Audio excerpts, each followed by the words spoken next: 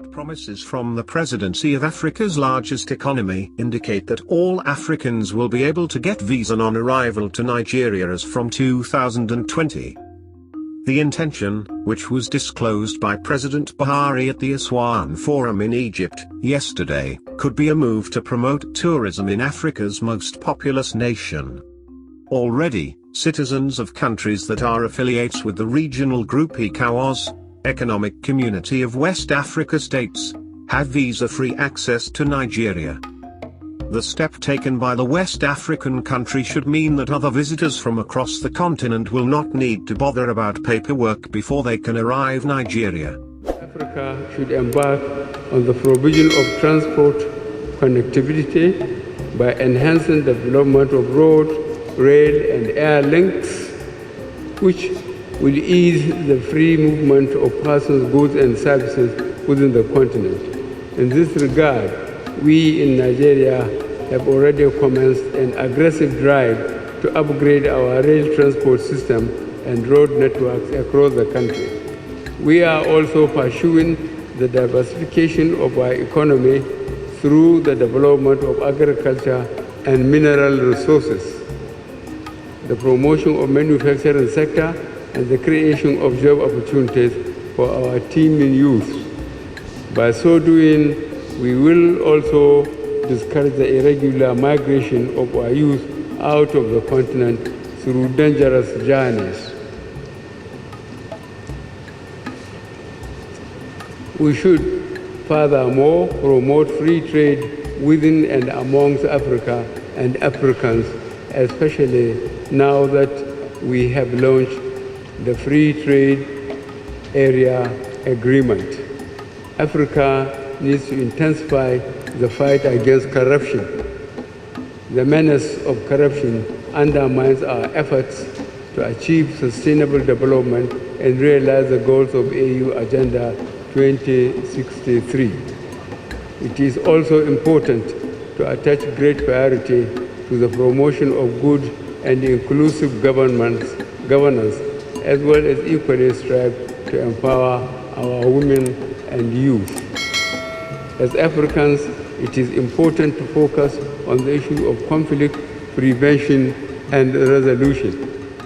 Conflicts have devastating effects on our societies and they militate against our progress. In this regard, the need to silence the guns cannot be overemphasized. The issue of climate change should be given the due attention that it deserves. The effect of climate change, we are at the root of some of the conflicts in parts of the continent. This is why we must focus on the issue of the recharging of Lake Chad, which used to provide livelihood to over 40 million people in the region. It is difficult to expect durable stability in the region without the restoration of the shrinking lake.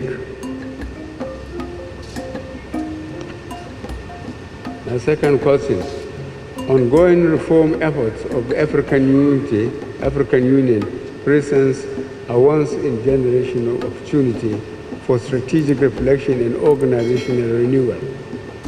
We are the key reforms that would bring the organization closer to realizing its Pan-African vision of an integrated, prosperous, peaceful African driven by its own citizens and representing a dynamic force in the global arena. The answer in our efforts to accelerate African integration, we in Nigeria have already taken the strategic decision to bring down barriers that have hindered the free movement of our people within the continent by introducing the issuance of visa as the point of entry into Nigeria to all persons holding passports of African countries with effect from January 2020. Nigeria is of a strong opinion that Africa must take its destiny into its own hands by minimizing reliance on donor funding for the execution of its vital peace, security, and development agenda. In this regard, Nigeria has been funding by almost 100%. The operation of the multinational joint task force fighting Boko Haram terrorists in the Lake Chad Basin. Nigeria is not only host to our sub-regional body ECOWAS, but has also been supporting substantially the ECOWAS budget up to about 60%.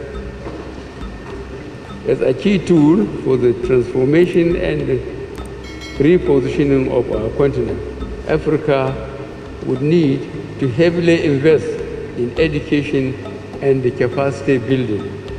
Education creates opportunity and holds the key for a better and prosperous future. I thank you very much.